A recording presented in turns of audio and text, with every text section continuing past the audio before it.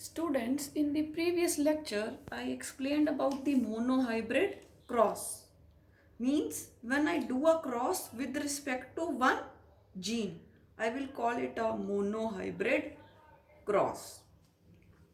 Now, let us discuss about the law of purity of gametes. Law of purity of gametes. Now, what it is? Mendel said that the genes or gametes they are always pure. ਤਾਂ parent ਬੇਟੇ ਕਿਸੇ ਵੀ ਤਰ੍ਹਾਂ ਦਾ ਹੋ ਸਕਦਾ ਹੈ, pure ਔਰ ਨਾਟ pure, but the gametes they are always pure. ਇੱਕ example ਲੈਣੇ ਆ, then I will explain you the things. Suppose ਆਪਾਂ ਇੱਕ ਕਰੈਕਟਰ ਲਿਆ ਹਾਈਟ, ਠੀਕ ਹੈ, ਤਾਂ ਜਿਹੜਾ gene of height है, it has two forms, the capital T and the small t. So the gene of height has two forms, and these two forms we can call them as alleles or the allelomorphs or the alternate forms. ठीक है, ਤੇ ਜਿਹੜੇ ਆਪਾਂ ਕਹਿ ਸਕਦੇ ਆ ਵੀ ਜਿਹੜੀ height ਹੈ ਉਹ ਜਾਂ ਤਾਂ ਟਾਲ ਹੋ ਸਕਦਾ ਹੈ ਤੇ ਜਾਂ ਇੰਡੀਵਿਜੂਅਲ ਹੈ ਜਿਹੜਾ ਉਹ ਡਵਾਰਫ ਹੋ ਸਕਦਾ ਹੈ। ਜਿਹੜਾ ਟਾਲ ਹੈ ਇਹ ਡੋਮੀਨੈਂਟ ਟਰੇਟ ਹੈ, ਜਿਹੜਾ ਡਵਾਰਫ ਹੈ ਇਹ ਰਿਸੈਸਿਵ ਟਰੇਟ ਹੈ।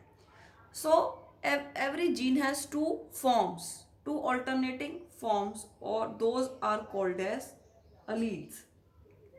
ਤਾਂ ਬੇਟੇ ਹੁਣ ਮੈਂ ਇੱਕ ਪੈਰੈਂਟ ਲਿਆ which is capital T and small t, ਠੀਕ ਹੈ।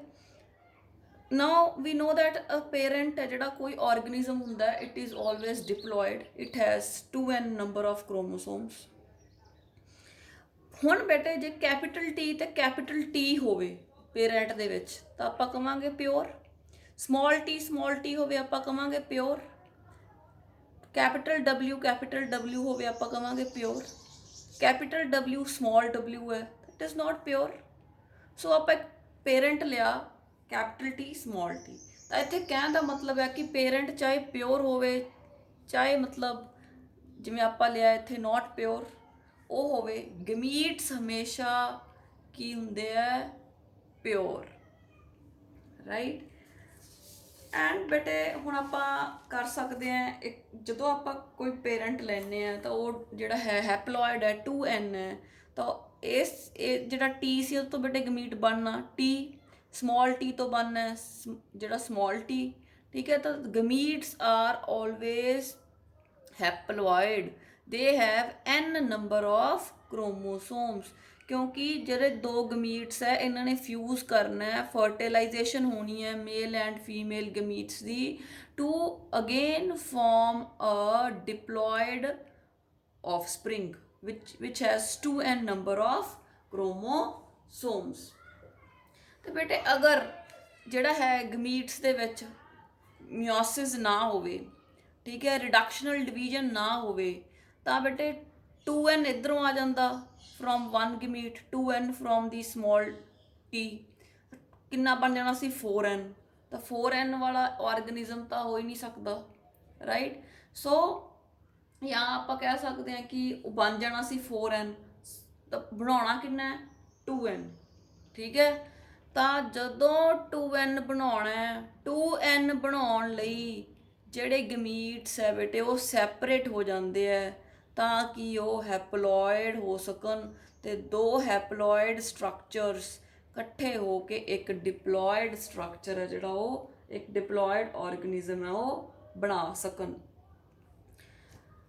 ਸੋ ਬੇਟੇ ਇਹਦੇ 'ਚ ਆਪਾਂ ਦੇਖਿਆ ਕਿ ਗਮੀਟਸ ਆਰ ਡਿਫਰੈਂਟ, ਠੀਕ ਹੈ, ਇੱਕ ਕੈਪੀਟਲ ਟੀ ਇੱਕ small T, they are independent, ਮਤਲਬ ਇੱਥੇ ਜੇ ਅਗਰ ਪੇਰੈਂਟ ਦੇ ਵਿੱਚ ਇਕੱਠੇ ਸੀ ਪਰ ਉਹ ਅਲੱਗ-ਅਲੱਗ ਹੋ ਗਏ, they are independent of each other, ਇਹ ਤਾਂ ਨਹੀਂ ਵੀ ਇੱਕ ਦੂਜੇ ਨਾਲ ਵੱਜੇ ਪਏ ਹੈ, right. And they are pure ਹੈ, ਠੀਕ ਹੈ। ਪੇਰੈਂਟ ਚਾਹੇ ਕਿਸ ਟਾਈਪ ਦਾ ਮਰਜ਼ੀ ਹੋਵੇ, ਗਮੀਟਸ ਹੈ ਜਿਹੜੇ ਉਹ ਪਿਓਰ ਹੁੰਦੇ ਆ, and gametes are always haploids because they combine together to form a diploid organisms, ਠੀਕ ਹੈ। ਤਾਂ ਆਰਗੈਨਿਜ਼ਮ ਨੂੰ ਡਿਪਲੋਇਡ ਬਣਾਉਣ ਲਈ ਬੇਟੇ ਜਿਹੜੇ ਗਮੀਟਸ ਹੈ ਦੇ separate, capital T has separated from small T separate हो गया, सैपरेट होने ਨੂੰ ਆਪਾਂ ਕਹਿ ਸਕਦੇ ਹਾਂ ਸੈਗਰੀਗੇਟ ਹੋਣਾ, ਠੀਕ ਹੈ। ਤਾਂ this is the Mendel's second law, that is the law of segregation, right? कि ਜਿਹੜੇ ਗਮੀਟਸ ਹੈ ਉਹ ਸੈਗਰੀਗੇਟ ਹੋ ਜਾਂਦੇ ਆ, ਸੈਪਰੇਟ ਹੋ ਜਾਂਦੇ ਆ to form diploid organisms. This is called as law of segregation. ਤਾਂ ਬੇਟੇ ਆਪਾਂ ਸਭ ਤੋਂ ਪਹਿਲਾਂ ਮੋਨੋ ਹਾਈਬ੍ਰਿਡ ਕ੍ਰਾਸ ਡਿਸਕਸ ਕੀਤਾ ਸੀ, ਉਹਦੇ ਬੇਸ ਤੇ ਮੈਂ ਤੁਹਾਨੂੰ law of dominance ਸਮਝਾਇਆ ਸੀ। So we can say that law of dominance is derived from a monohybrid cross. Similarly, the law of segregation is also based on the monohybrid cross. Let's see how. So we have the law of segregation, the second law given by Mendel. की क्या उन्हें during gamete formation the factors or alleles of a pair segregate, separate. ਤੁਹਾਨੂੰ ਦੱਸਿਆ ਨਾ ਕਿ ਇੱਕ organism ਸੀ capital T small T, ਤਾਂ ਜਿਹੜੇ ਕੈਪੀਟਲ ਟੀ ਤੇ ਸਮਾਲ ਟੀ ਸੀ ਉਹ ਸੈਪਰੇਟ ਹੋ ਗਏ ਡਿਊਰਿੰਗ ਗਮੀਟ ਫਾਰਮੇਸ਼ਨ। ਤੇ ਬੇਟੇ ਉਹ ਇਸ ਤਰ੍ਹਾਂ ਨਾਲ ਸੈਪਰੇਟ ਹੁੰਦੇ ਆ that a gamete receives only one of the two factors. ਇਸ ਤਰ੍ਹਾਂ ਨਾਲ ਅਲੱਗ-ਅਲੱਗ ਹੁੰਦੇ ਆ ਕਿ ਹਰ ਗਮੀਟ ਕੋਲੇ ਇੱਕੋ ਹੀ ਜਿਹੜਾ ਹੈ ਫੈਕਟਰ, ਇੱਕੋ ਜਿਹੜੀ ਫਾਰਮ ਹੈ ਉਹ ਆਵੇ, ਕਿਉਂਕਿ ਫਿਰ ਆਪਾਂ finally we have to make a diploid organism. ਤੇ ਫਿਰ ਜਿਹੜੇ ਬੇਟੇ ਫੈਕਟਰ ਸੀ ਜਾਂ ਜੀਨ ਸੀ ਦੇ do not show any blending, ਇਹ ਕੋਈ ਵੀ ਮਿਕਸਿੰਗ ਨਹੀਂ ਕਰਦੇ, ਅਲੱਗ-ਅਲੱਗ ਆਰਾਮ ਨਾਲ ਦੋਨੋਂ ਟੋਟਲੀ ਦੋਨੋਂ ਅਲੱਗ-ਅਲੱਗ ਹੋ ਜਾਂਦੇ ਹੈ। ਅਲੱਗ-ਅਲੱਗ ਹੋਣ ਨੂੰ ਕਹਿੰਦੇ ਹੈ ਵੱਟ ਜਾਣਾ, ਠੀਕ ਹੈ, ਵੰਡੇ ਜਾਣਾ is called as segregation. So this is the law of segregation. ਤਾਂ ਆਪਾਂ ਪਿੱਛੇ ਮੈਨੂੰ ਦੱਸਿਆ ਕਿ this is also based on a monohybrid cross. ਫਟਾਫਟ ਆਪਾਂ ਇੱਕ ਵਾਰੀ ਦੇਖ ਲੈਂਦੇ ਹਾਂ ਕਿ ਮੋਨੋਹਾਈਬ੍ਰਿਡ ਕ੍ਰਾਸ ਦੇ ਵਿੱਚ ਆਪਾਂ ਕੀ ਕੀਤਾ ਸੀ। ਆਪਾਂ ਪੇਰੈਂਟਸ ਲਏ ਕੈਪੀਟਲ ਟੀ ਸਮਾਲ ਟੀ, ਠੀਕ ਹੈ ਬੇਟੇ, ਕ੍ਰਾਸ ਬਰੀਡਿੰਗ ਕਰਾਈ ਸੀ। ਤਾਂ ਜਿਹੜੀ F1 ਜਨਰੇਸ਼ਨ ਸੀ ਉਹ ਸਾਰੇ 4 ਦੇ 4 ਇੱਕੋ ਜਿਹੇ ਆਏ, ਹੈਟਰੋਜ਼ਾਈਗਸ ਟਾਲ ਆਏ ਸੀ ਕੈਪੀਟਲ ਟੀ ਸਮਾਲ ਟੀ। ਉਸ ਤੋਂ ਬਾਅਦ ਜਿਹੜੀ ਹੈਟਰੋਜ਼ਾਈਗਸ ਟਾਲ F1 ਜਨਰੇਸ਼ਨ ਸੀ ਬੇਟੇ, ਇਹਨਾਂ ਦੀ ਆਪਾਂ ਸੈਲਫਿੰਗ ਕਰਾਈ ਸੀ capital T small T into capital T small T. ਤਾਂ ਫਿਰ ਆਪਾਂ ਗਮੀਟਸ ਬਣ ਗਏ, ਇਹਦੇ ਤੋਂ ਇੱਕ ਕੈਪੀਟਲ ਟੀ ਗਮੀਟ ਬਣ ਗਿਆ, ਇੱਕ ਸਮਾਲ ਟੀ, ਇਹਦੇ ਤੋਂ ਵੀ ਇੱਕ ਕੈਪੀਟਲ ਟੀ ਇੱਕ ਸਮਾਲ ਟੀ। ਤਾਂ ਫਿਰ ਬੇਟੇ ਆਪਾਂ ਜਦੋਂ ਜਿਹੜਾ ਆ ਗਮੀਟ ਸੀ ਕੈਪੀਟਲ ਟੀ, ਇਹਨੂੰ ਇੱਧਰਲੇ ਗਮੀਟ ਨਾਲ ਕ੍ਰਾਸ ਕੀਤਾ, ਵੀ ਗੈਟ ਕੈਪੀਟਲ ਟੀ। ਇਹ ਟੀ ਨੂੰ ਸਮਾਲ ਟੀ ਨਾਲ ਕੀਤਾ, we get capital T and a small t into capital T, we get a capital T and a small t. Then small t and small t will form both the small t's. ਤਾਂ ਜਿਹੜਾ capital T ਹੈ that is homozygous tall, ਤੇ ਜਿਹੜੇ capital T small t ਆਏ heterozygous tall, ਜਿਹੜੀ small t ਆਈ homozygous dwarf। ਤਾਂ ਇਹ ਆ ਗਈ ਆਪਣੀ F2 ਜਨਰੇਸ਼ਨ। ਤਾਂ ਬੇਟੇ ਇਹ F2 ਜਨਰੇਸ਼ਨ ਬਣਾਉਣ ਲਈ ਆਪਾਂ ਇਹ ਸਿੰਪਲ ਕ੍ਰਾਸ ਵੀ ਕਰ ਸਕਦੇ ਹਾਂ, or we can make a Punnett square, a checker board type, which is more easier. ਇਹਦੇ ਵਿੱਚ ਕਨਫਿਊਜ਼ ਨਹੀਂ ਹੁੰਦੀ। ਇੱਕ ਸਾਈਡ 'ਤੇ ਆਪਾਂ ਇੱਕ ਪੇਰੈਂਟ ਦੇ ਗਮੀਟਸ ਲਿਖ ਲੈਂਦੇ ਹਾਂ, ਦੂਸਰੀ ਸਾਈਡ 'ਤੇ ਆਪਾਂ ਦੂਸਰੇ ਪੇਰੈਂਟ ਦੇ ਗਮੀਟਸ ਲਿਖ ਲੈਂਦੇ ਹਾਂ, and we get the different ratios. ਤਾਂ I have already told you phenotypic ratio means physical appearance, ਬਾਹਰੋਂ ਕਿਹੋ ਜਿਹੇ ਲੱਗਣਗੇ। ਬਾਹਰੋਂ ਆਪਾਂ ਨੂੰ 3 ਤਾਂ ਟੌਲ ਲੱਗਣਗੇ, ਠੀਕ ਹੈ, 1 ਇਜ਼ ਡਵਾਰਫ ਜਿਹਦੇ ਕੋਲ ਇੱਕ ਸਮਾਲ ਟੀ ਹੈ। ਅਗਰ ਜੀਨੋਟਾਈਪ ਦੇਖੀਏ, ਉਹਨਾਂ ਦੇ ਜੀਨਸ ਦੇਖੀਏ, ਤਾਂ ਬੇਟਾ ਜਿਹੜਾ ਕੈਪੀਟਲ ਟੀ ਇਹ ਤਾਂ ਇਹ ਅਲੱਗ ਹੈ। ਫਿਰ ਆਪਣੇ ਕੋਲ 2 ਆਏ, ਆ ਦੋਨੋਂ ਕੈਪੀਟਲ ਟੀ ਸਮਾਲ ਟੀ ਤਾਂ 2 ਹੈ।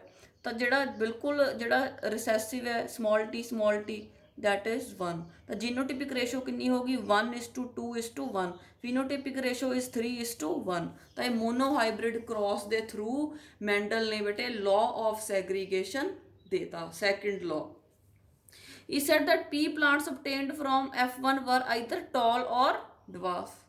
ਜਿਹੜੇ F1 ਜਨਰੇਸ਼ਨ ਚੋਂ ਆਪਾਂ ਲਏ, ਠੀਕ ਹੈ, ਉਹ ਜਾਂ ਤਾਂ ਟਾਲ ਸੀ ਜਾਂ ਡਵਾਰਫ ਸੀ, ਵਿੱਚ ਵਿਚਾਲੇ ਵਾਲੀ ਹਾਈਟ ਦੇ ਤਾਂ ਕੋਈ ਨਹੀਂ ਸੀ। ਆਪਾਂ ਆਏ F1 ਜਨਰੇਸ਼ਨ, ਇਹਨਾਂ 'ਚ ਇੱਕ ਡੋਮੀਨੇਟਿੰਗ ਟੀ ਪਿਆ ਸੀ, ਜਿਹੜਾ ਡੋਮੀਨੈਂਟ ਰੇਟ ਪਿਆ ਸੀ, ਸੋ ਦੇ ਆਲ ਵਰ ਟਾਲ। ਤਾਂ ਉਹ ਕਹਿੰਦਾ ਵੀ ਜਾਂ ਤਾਂ ਉਹ ਟੌਲ ਹੋ ਸਕਦੇ ਆ ਜਾਂ ਡਵਾਰਫ ਹੋ ਸਕਦੇ ਆ, ਵਿੱਚ ਵਿਚਾਲਾ ਨਹੀਂ ਹੋ ਸਕਦਾ, ਇੰਟਰਮੀਡੀਏਟ ਹਾਈਟ ਦੇ ਨਹੀਂ ਹੋ ਸਕਦੇ। ਤਾਂ ਉਹ ਕਹਿੰਦਾ ਜਿਹੜੇ ਟ੍ਰੇਟਸ ਹੈ they are inherited independently and they do not show blending, they do not show mixing। Intermediate height ਦੇ ਪਲਾਂਟਸ ਜਿਹੜੇ obtain ਨਹੀਂ ਕੀਤੇ ਗਏ, they were all heterozygous tall during the F1 generation। So this is the second law of segregation।